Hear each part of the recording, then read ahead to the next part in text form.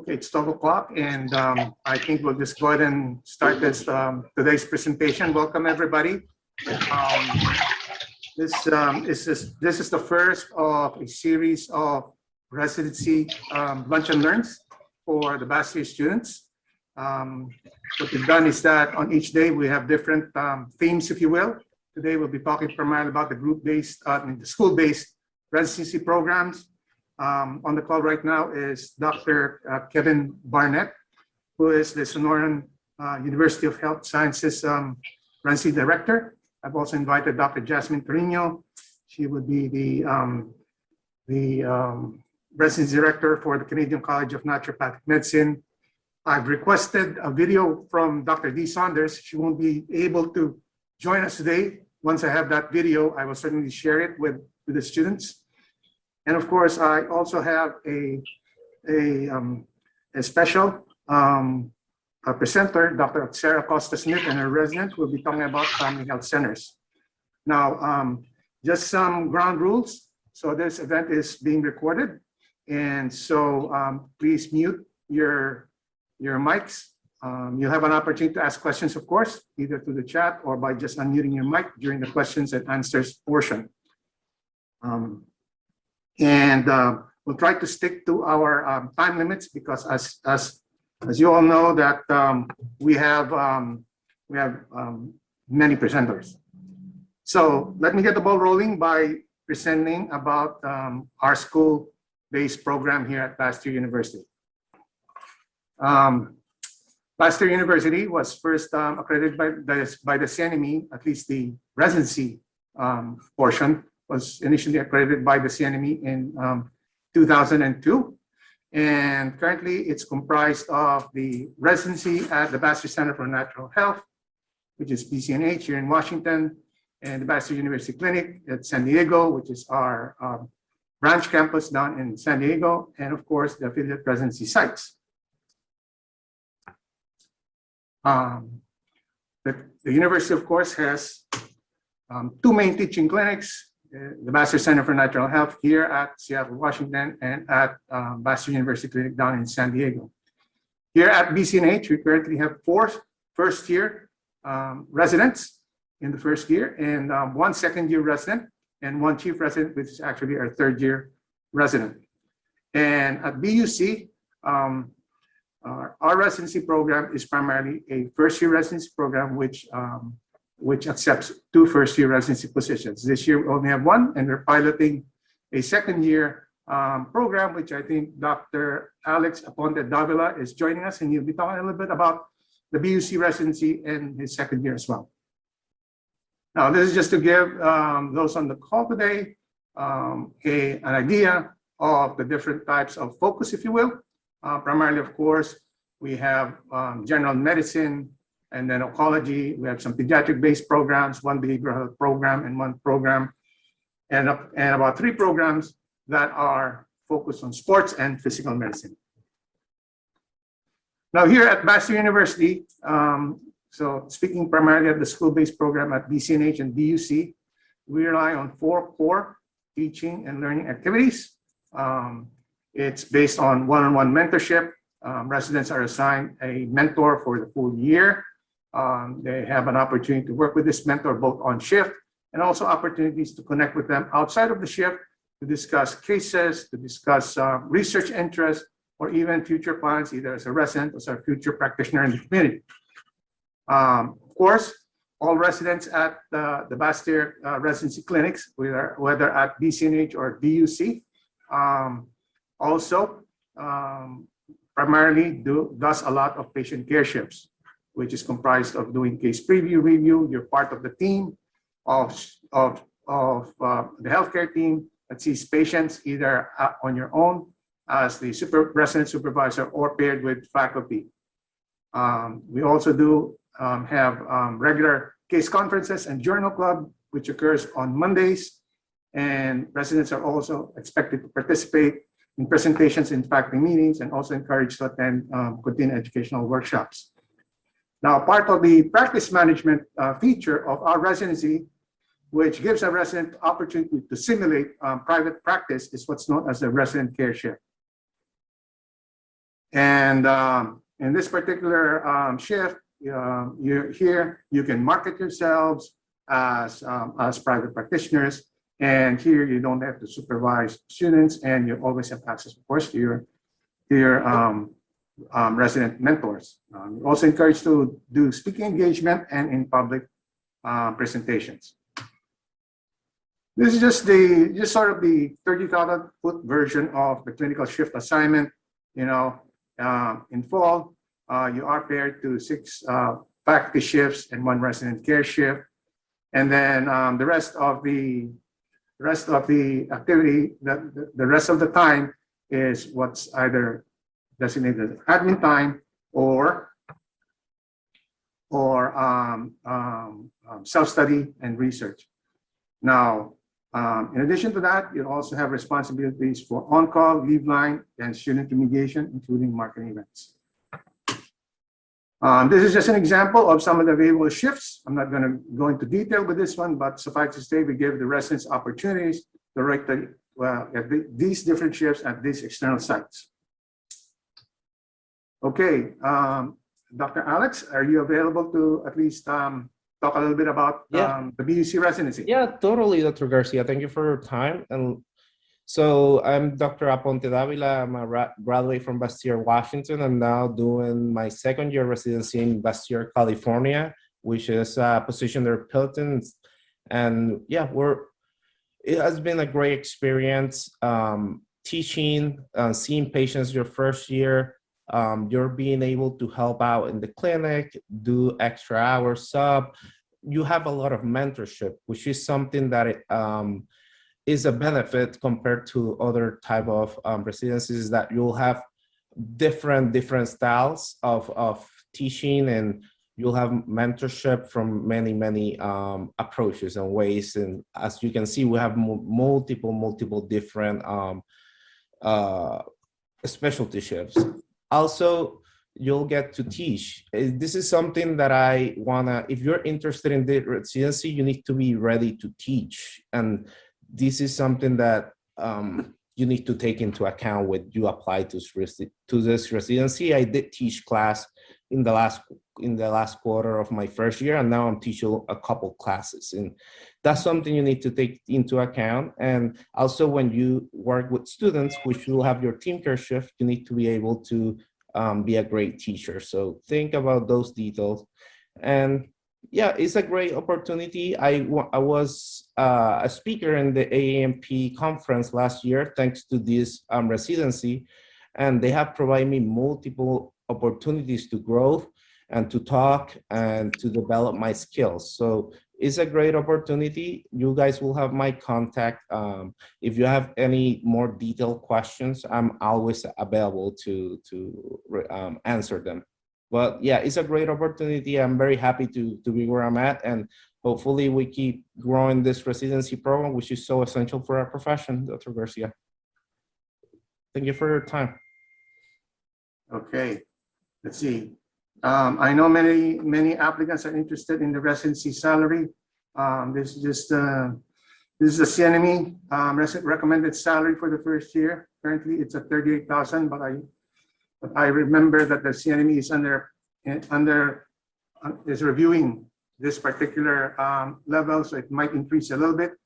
But of course, the Bastyr salary is much higher, and so the current Bastyr first year resident salary is this, and there's a little bit difference in California and in Washington, and that's because California state law is a prescribed level, if you will, of what the resident salary should be for large institutions such as Bastyr. Now, I know that many of you are probably already have an account in the ANMC portal. For those of you who don't, you must create an account, because the application process for all of these residency sites that you're going to be learning about this week will have to go to the residency portal. I'm not going to explain the navigation of the portal itself. Suffice it to say that first thing to do is to create an account, and you can use this link right here. Okay, then utilize all the resources and do all the available downloads. Make sure that you're aware of the timelines. One of the informational sessions that's coming up, in a couple of weekends is this one, which is really important because this now will give you an idea of how to navigate through the program. What's phase one in terms of what do you do in terms of before the actual posting of the actual residencies. And the next informational session is on January 29th. This is what gives you the nuts and bolts of the actual application process itself, because the posting of the applications will begin in February 1st. Any questions in the audience? We have maybe a couple of minutes before I turn this over to Dr. Kevin Barnett of Sonoran University of Health Sciences. It says here, this one here, it says, is Bastyr planning to stay at 4 residents for the next year's cycle? Well, for now, the budget is at 4. Obviously, of course, this is dependent primarily on the budget by the university. Matriculation is, of course, low right now, and there are less shifts. And so that resulted in less hiring of residents. Once our shift numbers increases, of course, there'll be a greater need to have more residents. And the high water mark, we had 7 first-year residents, but that we had, shifts. The entire clinic was full of shifts, but now we had to shut down several shifts because of the low student numbers. But once the student numbers increases, then we'll increase the number. But for now, yes, heading into the coming posting cycle, application cycle and match, we will go with 4 residency positions for the first year. See, there's another question here. If we are graduating with dual MSN and we practice acupuncture with any of the school-based residencies? Well, I will only answer first for Bastyr because we've had dual students with both ND and acupuncture licenses. And the answer is yes, but there's a condition to this. The main residency, of course, is naturopathic medicine residency. If you're interested in also practicing acupuncture, we have to assign an acupuncture mentor to you as well, and we're going to have to seek clearance from the School of East Asian Medicine to be able to do that. If they give us their go-ahead, then you can certainly do that.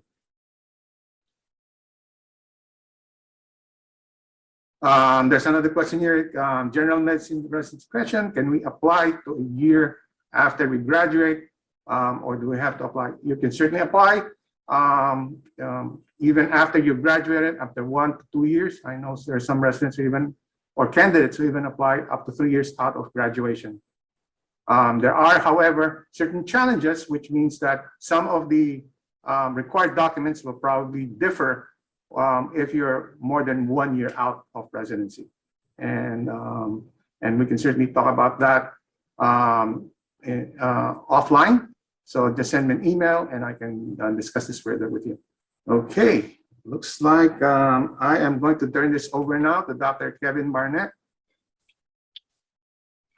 Thank you, Gary. I'll talk kind of fast and I'll let you contact me by email because there's a lot of people that need to speak.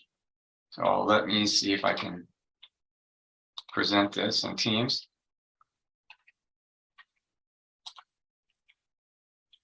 Is that working, Gary? You need to please share your screen. Let me try that.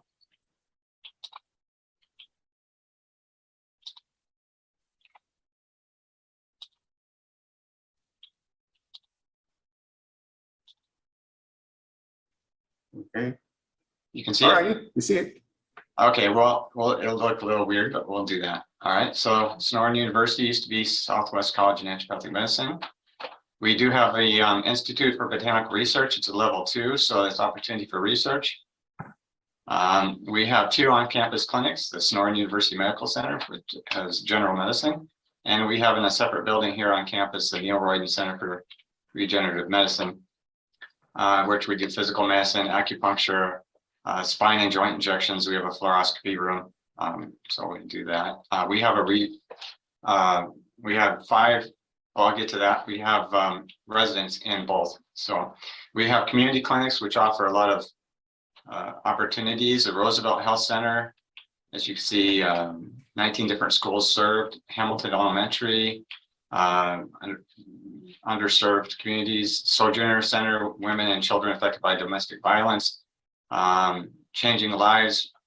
These are kind of recovery program place, and we have an HIV/AIDS place, which is expanding into general medicine, generally for that community. So we have 5 openings in the fall via the match, and we have 1 off cycle in the spring for PGY1, and then we have 2 openings in the fall. This for a possibility of PGY2, it's not automatic, you have to apply for that. The regenerative medicine residency, we have 1 fall and 1 spring start. So the spring start is obviously off cycle, but the fall is via the match. And we're developing we're trying to identify our residency program as a network because we're trying to include the affiliate sites more, sharing our didactic with them. Right. This is generally what the curriculum looks like. Trying to skip ahead here. These are topics. We're structuring the didactic program to roughly fit into these different topics during the 4 quarters. So you can get a general idea. I won't read them. I'll just let you look at that for a little bit. So, for example, last Friday, we had somebody come and speak for about 2 hours on how to use a crash cart and immediate emergency procedures, and the residents really appreciated that. We might be connecting with Andrew Weil Integrative Medicine Program, but that's not decided. We almost had a thing set up for sharing residents with mail, but that was right at the beginning of the pandemic, and they've changed residency directors, and we might bring that back. Special issues. So the scope of practice in Arizona, we do include acupuncture. However, if you graduated from Bastyr or any of the national, since that's not included in the curriculum, then you wouldn't be able to do that. We have 1 resident that's coming in from Toronto that looks like this person was going to be able to do it. And there's an issue with when you come to Arizona, if you graduated from Bastyr or from Portland, you have to come in not by examination, but you get licensed by endorsement. So you need to get a license in another state, and then you use that to apply for a license in Arizona, and you wouldn't be able to use acupuncture. We can use IVs, nutrients only, pretty much. Scheduled drugs, we of course can't do Schedule 1. We have limited, correct that, Schedule 2. So we can use morphine and medicines that have gone to Schedule 2 that used to be, say, Schedule 3, for example, Vicodin. Legend drugs, we can, no general sedation, no chemotherapeutics, no antipsychotics, minor surgery if you've passed the boards.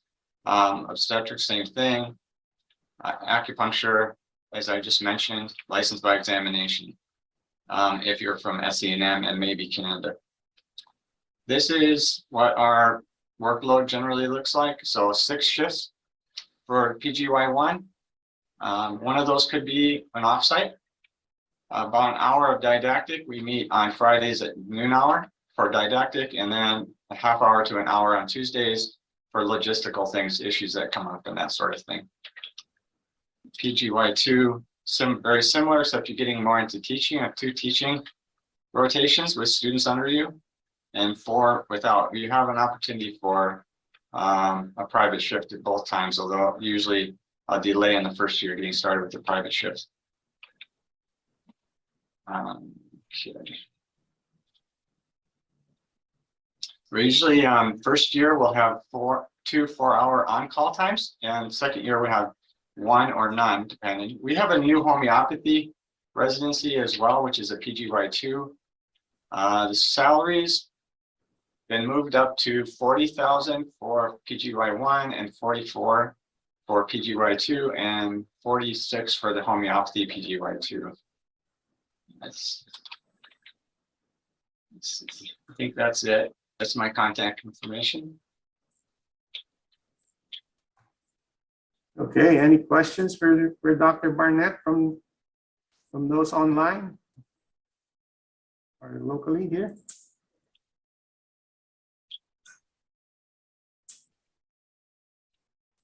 Let's see.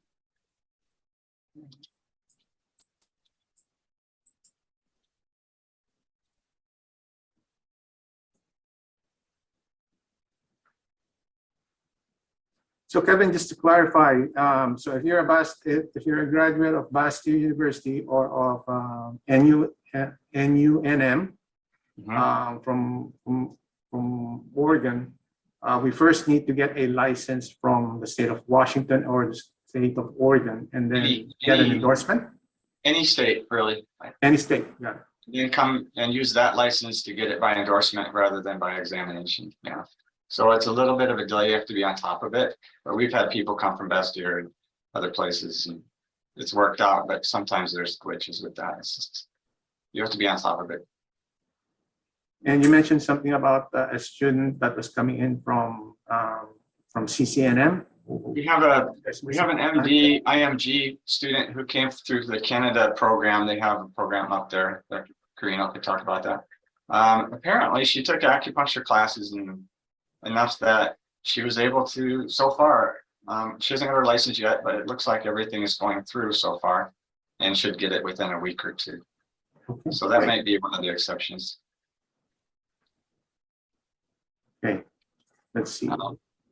Any questions from the group before we turn it over now to Dr. Jasmine Carino, who is the residency director at the Canadian College of Naturopathic Medicine.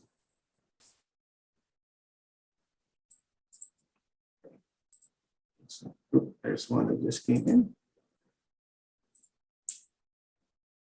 I'm going to request the different presenters to make their slides available, but at least this particular presentation is being recorded.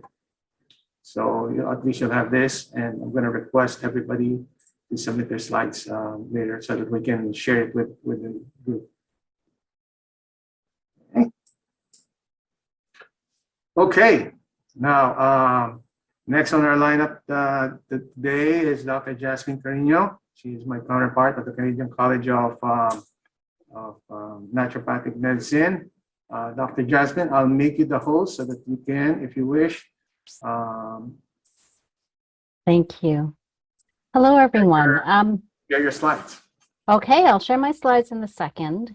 I'm wondering if people have their ability to put a reaction. Are there any Canadians in the crew? Are there any people interested in a Canadian residency? Okay, so we at least have one. It doesn't mean that you've all shut down the idea of potentially going to Canada, but that's great. I just wanted to get a sense. And then you can spread the word, whether you're graduating this year or you're planning on graduating in the coming years, how to set yourself up for success. I will tell you, though, that coming to Canada, it's best if you're a Canadian citizen. It really makes things a whole lot easier. We can certainly accept, U.S. citizens, but there would have to be quite a bit of work that would be involved in, for instance, getting an immigration lawyer, getting, the ability to get I believe, a work visa to be able to come to Canada. But I don't want to let that dream subside or for it to die. But I just want to let you know that there are a few hills that need to be climbed, but by the time potentially you get hired on and come on to CCNM or to our Canadian residencies, then I think all will be well, we can work on it anyways. So I just wanted to introduce myself. My name is Dr. Jasmine Carino. I am the Associate Dean of Curriculum in the Residency Program at CCNM. I'm going to share my screen now so that you can see what I have. And, maybe what I'll do is I'll just do this. Just a question. Can you see my screen? Can you see the, oops. Can you see the presentation? Is it in presentation mode? Yep. Yep. Okay, excellent. Okay, so this is just an example of graduation, and I know you're all waiting with bated breath to actually be in this position. Sometimes it's hard to think that you're going to actually get here, but moving on beyond this, what are you going to do after you graduate, and where will you gain your confidence, your competence, your sea legs, if you will, to be successful out there? And the residency program, and obviously you're interested in this, and please spread the word, is one way of getting there. So you can see their smiling faces. they're really pleased. They have a lot of places to go, and that's going to be you. So there are several choices, as you know. You're probably looking at, for instance, private practice, working in a collaborative space industry. Some of you will probably be resting, which is completely understandable. You may move into education, or you are interested in the residency program. So let me tell you about CCNM. The CCNM residencies are available for providing direct patient care while being mentored by experienced naturopathic doctors in fairly busy clinics. So this is common across North America, across all of our CNME residencies. Of course, you're going to enhance your confidence and competence in naturopathic medicine, whether you're at an educational institution or some sort of clinical setting. But when it comes to working on the educational clinical experience, particularly at a clinical residency, then I think that's something that you will see. You'll also earn a modest salary for approximately 1 to 2 years within months of graduation. So for CCNM, there are several residencies, well, maybe not as numerous as we have at my counterparts. We're a little bit small potatoes, I admit, but we keep expanding. So we have the Toronto Campus Clinical Residency. We also have the Toronto Campus Integrative Cancer Center. We have the East Coast Naturopathic Center. So if you're interested in going to Nova Scotia, Dr. Brian Raid is a really great person to go to. The OICC, so that's the Ottawa Integrative Cancer Center. There's also the Marsden Center for Integrative Health, which is in the Toronto area. And then we have upcoming, just needing to get finalization for this year. There's one in Thunder Bay, which is in Northern Ontario. If you want to have the experience of being in rather remote climate. It's not that remote, but it's still Northern Ontario. It's very, forest and rock and Cambrian shield. So it's actually quite lovely. But also we're looking at a Boucher Campus Clinical Residency, which will be offered for next year as well. So let's talk about the clinical residency. It's 2 years in length.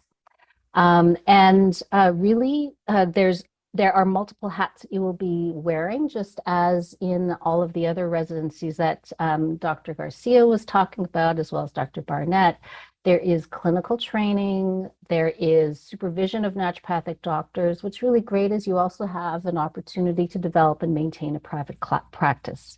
So year one, you have half a day of that week devoted specifically to whatever you want, but we're hoping that you're developing your private clinical practice. And then in year two, it's 1 full day.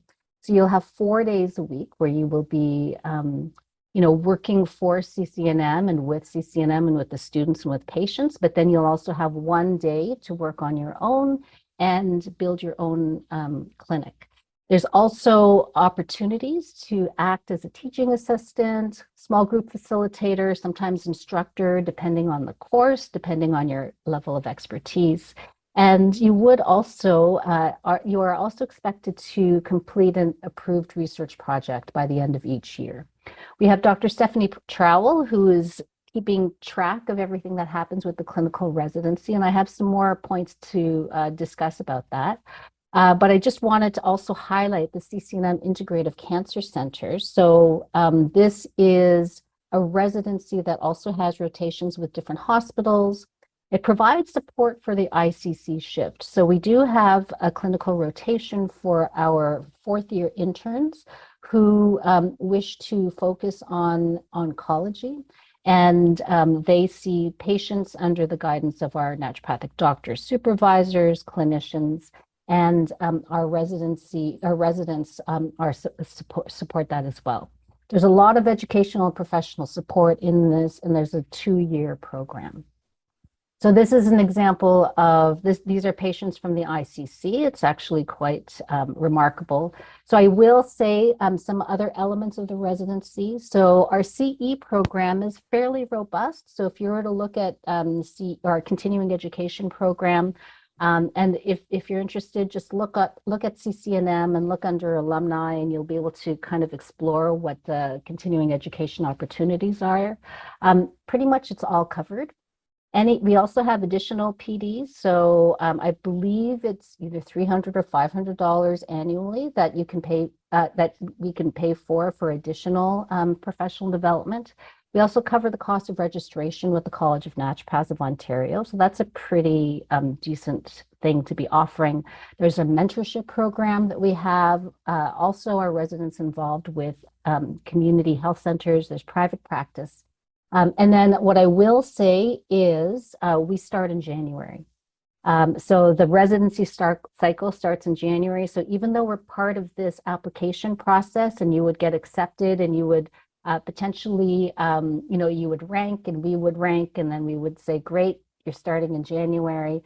That's to give you, first of all, a break, an opportunity to pass your board exams, and also to complete the prescribing exam that is also a requirement for this residency. So these names might not mean anything to you. I have here name dropping since 1998. So if you were part of the CCNM community, you would recognize these names primarily because these folks have been part of and continue to be part of the educational and leadership environment in Canada. So, I have a few names up on top, like Dr. Fraser Smith, who's over at National University of Health Science, is a graduate and resident. Dr. Shihab Al-Hashimi, who was the dean over at NUNM, is also, a former resident. We have Dr. Gennady Raskin, who was a dean over at Bastyr University. We have Dr. Leslie Solomonian, who is the head of the PEDS A&P, the Naturopathic Association. We have Dr. Mark Fontes, who is the head of the Canadian Association of Naturopathic Doctors. And all of these folks have contributed. And so whether you are a resident with CCNM or any other educational institution, I think you'll find that the benefits are, beyond your clinical acumen, your confidence level, but you also have an opportunity to continue to contribute to the educational environment at the respective universities or colleges, depending on availability and really your application. So I think that's about it. These are just a few slides of the different residencies that we have, and really, what are we interested in? You'll see that in all of the other residency application information, the same things that we expect of everything else. What I will say, and you'll probably hear this from Dr. Garcia, is it's a conglomeration of all of the information that we take into account. It's not just, if you did really crappy in your transcript, although some of your transcripts don't just say pass or whatever the case is, we have marks. So as long as you participate in the interview, you can reason that out. There are different ways to apply, and Dr. Garcia had mentioned that, and also there are timelines. If you're interested, please go look at ccnm.edu. ccnm.edu. If you go under alumni, there is a page there on residencies. I realize that our timeline still needs to be updated because it's last year's timeline, but the information that we currently have there is fairly current. So that's me. That's the Toronto and the Canadian naturopathic residencies. And so if you have any questions, I'm happy to answer them. Thank you, Dr. Jasmine. Do we have any questions from the group? Okay, here. Okay, I see a question here. What scope of practice insurance coverage looks like in Canada healthcare system? Okay, it's a good question. So in terms of scope of practice, we are able to, and it depends on where you are. So if you're practicing in Ontario, which you would be under the College of Naturopaths of Ontario, then you are able to do most diagnostic activities and as well as some prescribing, but the prescribing is very limited to natural therapeutics like supplements. In BC, it's a little bit more expansive. You can do, for instance, IV therapy of a few other elements. What I can also tell you is that acupuncture is a requirement, at least for Toronto as well as BC. You need a minimum of 220 hours of acupuncture, which is why we do accept Sonoran graduates and any of the acupuncture grads from from any of the mixed. Sorry, I don't know what the name is, but the combined degrees that are offered at the other schools. And then when it comes to the insurance coverage, most folks will, have naturopathic care under the health insurance that's offered through their employers, or they pay out of pocket. That's really how that works when it comes to naturopathic therapies. What is the process of being licensed ND for the CCNM residency if we graduate from Bastyr, San Diego? Okay, so if you would like to be a licensed ND sorry, I'll do one at a time. The process of being a licensed ND for CCNM residency is you have to write the College of Naturopaths of Ontario exam. So many of you, well, all of you would have probably written the NCLEX 1 for various reasons. The College of Naturopaths of Ontario had to implement its own entry to practice exam. So it's unfortunate, but you have to do the a CONO exam, which is very similar to an NCLEX 1 and an NCLEX 2, but you can't do that until after you've graduated from a naturopathic program. So you can't write CONO 1 until the summer after you graduate.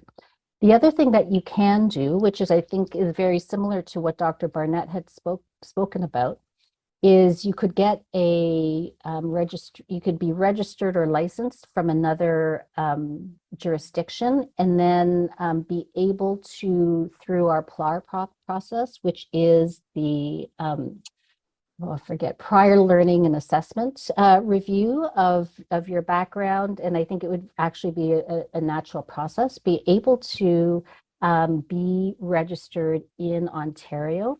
You would just have to write the jurisprudence exam as well as any other specific exam that is Ontario based, but you wouldn't have to do the whole similar to NCLEX 1, NCLEX 2.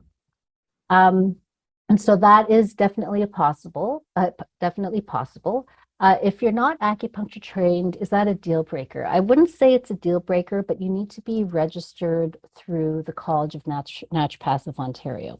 And so let's say you go through the route of having that referral, if you will, to be able to practice in Canada and to practice in Ontario, then there would be an exclusion on your license or registration. So in Ontario, we call it registration. So I know you use probably license, but it would be an exclusion for acupuncture. Now, we've had residents from the States that actually started their residency. They did the first year, they got the exclusion, and then they did the acupuncture training over that first year at CCNM. And then, it was a rather in-depth and quick program, but they were able to do that. And then they were able to be fully registered at CCNM and Ontario.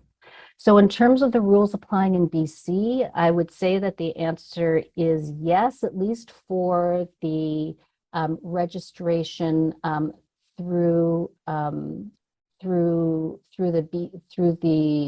sorry, I just want to make sure I have it, the CNPBC, so the College of Naturopathic Physicians of British Columbia.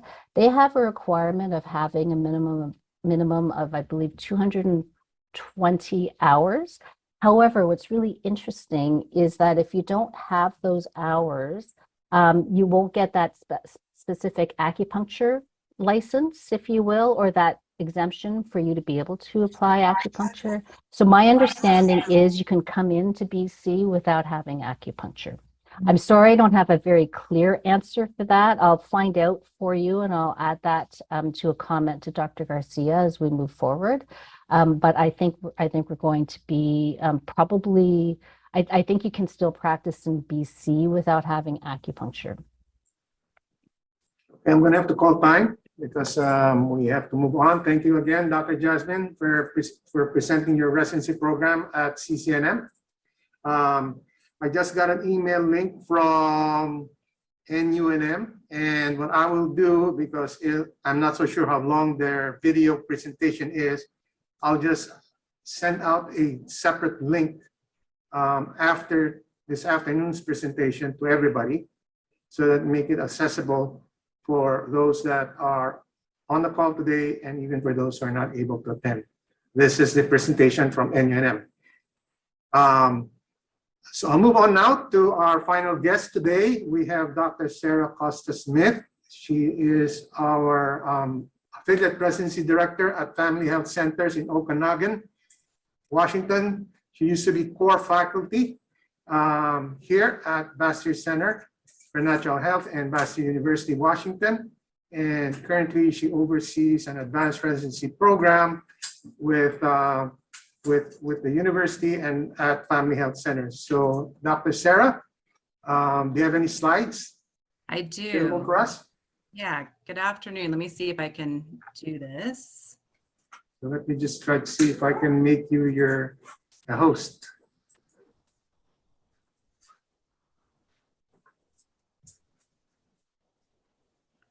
I'll give you an opportunity to share your slide. Okay. Oh, can you guys see me? Yes, we see. Okay. So good afternoon. As Dr. Garcia said, I'm Dr. Sarah Acosta-Smith. I actually also have my resident with us here today, Dr. Logan Ross, and so she'll chime in just a few minutes. So I practice naturopathic primary care. I've been practicing for about 16 years. I did all my training at Bastyr, including 2 years of residency. And then as Dr. Garcia said, I was then core faculty and clinical faculty at Bastyr until about 2017, when I left to become part of Family Health Centers, which is in Okanagan County. And I'll show you in just a minute where that is. We are a rural, federally qualified health center. We serve about half of the county in Okanagan County, and that's in north central Washington. We have 6 medical clinics, 4 dental sites, and in 2021, we served about 17,000 patients. About 26% of those were non-English speaking, and 41% of those were Hispanic or Latinx. So this is where Okanagan County is. You'll see on the, if you know Washington State, you'll see here that we are just right in the middle of northern Washington on the border of Canada. We are just about east of like Bellingham and the Skagit area.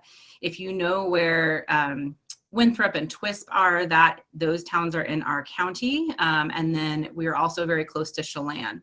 So here is the county map as well. And Okanagan County is by landmass one of the largest counties in Washington State, but we only have about 3,000 people in our entire county. It's made up of 2 river valleys. You'll see the Methow River on one side and the Okanagan River on the other. And then it kind of comes to a confluence at the Columbia River. And where that star is where I practice in our south clinics. And that is in Brewster and Bridgeport. I'm going to focus quickly on Brewster because that is where our residents will start before they move out to our other clinics. We have 2 clinics in Brewster and 1 in Bridgeport. In the 2 Brewster clinics, we serve about close to 4,000 patients a year, pretty diverse population, which includes patients who are on workers' visas from both Jamaica and from Mexico. About 56% of those are non-English speaking. And then in our South Center, or in our Brewster clinics, we have 7 different primary care providers, including MDs, DOs, NDs, PAs, and nurse practitioners. We range from internal medicine, family practice, and naturopathic primary care, and really focus on working on team-based care and working together to better the health of our patients. So here's our 2 clinics in Brewster, Brewster Clinic and Brewster Health Center. Can I have an idea? And we have an advanced naturopathic primary care residency here in Okanagan at Family Health Centers. That means that you need to have an intense first year ND residency that focuses on primary care before you come to serve in Okanagan County. It is a 2-year commitment for your 2nd and 3rd years of residency. We do focus on naturopathic primary care. So that's going to be a really big mix of, we have patients who are just our primary care patients, people we see for just acute things, but it also means that people will come to you also for naturopathic specialist work. And like I said, we do work really in a team with the rest of our medical provider colleagues and get quite a few referrals back and forth, both for things that maybe procedures that we don't do that they can do, or to us for things that maybe they would like extra recommendations on. Our residency patients for 32 hours a week, and then they have 8 hours of didactic, research, and administrative time during that week. We see quite a few patients, but we ramp everybody up at their comfort level, usually starting at about 6 per day and all the way up to 16, sometimes a little bit more depending on what's going on and how busy we are. A lot of that time, especially in the first year, is working with me or with another of our naturopathic doctors with good mentorship and plenty of people to ask questions of. We also have really good mentorship with our MDs, our DOs, internal medicine doctors, if you have any other medical questions. And then another perk of our residency is that our medical program is also starting an MD-DO residency that's a rural training track that's in conjunction with Tacoma Family Medicine, and they will also be doing their first year in Tacoma and then coming to Okanagan County for their 2nd and their 3rd year of residency. So that's kind of just a few nuts and bolts, but I have Dr. Ross here if she wants to add anything. Hey y'all, it is nice to see some familiar names on the Zoom call. Hi to all of you who have known me before. I am the first resident for this residency program. I completed my first year of residency at Bastyr Center for Natural Health, and I'm actually, today's the last day of my 2nd year residency here, and I start my 3rd year residency tomorrow. And I really, I don't think I can underscore enough the amount of really amazing patient experience you get out here. I mean, it is really wonderful to be working with other medical providers and learning different specialties that my other colleagues have, and having them refer to me for the things that I'm really good at and that Dr. Acosta are really good at.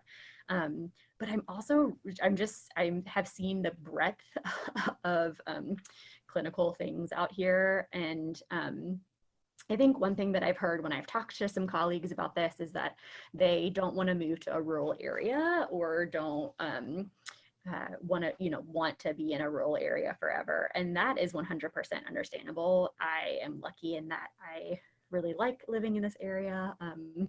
But even if you're not ready to move to a rural area forever or don't plan on practicing out here after you complete your residency, I do think, please don't underestimate the amount that you can learn for being out here for 2 years, and that knowledge is translatable to other areas. And honestly, depending on where you practice in a city, your life is probably going to be much easier practicing with the access to other resources that you have in a city after you have practiced out here and been used to not having as much resources in a rural area. But this residency has been fantastic. I've learned a ton, and I'm really looking forward to having other ND residents brought on board in the future. I will also put a plug in for, if you haven't been up to North Central Washington, there is tons to do outdoors. We have lots of summer activities, mountain biking and hiking, and lots of lakes. And then we also have tons of winter activities, cross-country skiing, ice skating, because we get lots of snow. I think there was a question about how many residents do we take. So we take 1 resident per year, so that once we're fully running, that'll be 2 residents, 1 in their 2nd year and 1 in their 3rd year.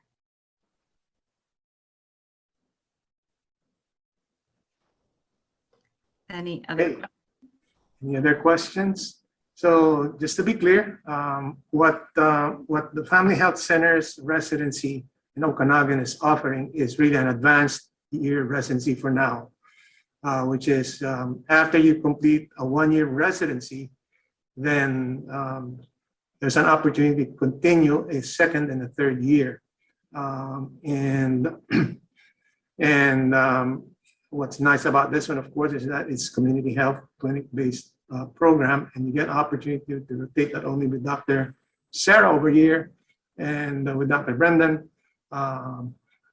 but you're also able to have opportunities possibly rotate with other providers at family health centers. One of the things that we're trying to effort is to try to see if maybe sometime down the road there may be a closer tie-in. So we're working on those logistics between Bastyr and family health centers, and hopefully maybe if not in this coming cycle, in the following cycle, we'll probably have a closer tie-in between family health centers and Bastyr University. Okay, let's see. I think I'm going to have to call time. It's 5 to 1. I know everybody either has to go to shift or have other appointments. Thank you again, Dr. Sarah Costamed and Dr. Logan Rust for gracing our conference call today. And if you could be so kind to forward me your slides, that would be great. Thank you again, Dr. Kevin Barnett. I see you stuck it out for the hour. Thank you again for that opportunity to learn about Sonoran. I'm still having a hard time because I'm always remembering CCNM. But thank you so much again for everybody. And I'll see you all tomorrow for the next residency presentation, at least for those who are interested in the naturopathic oncology programs. Thank you so much. You have a good day. Bye-bye now, everybody.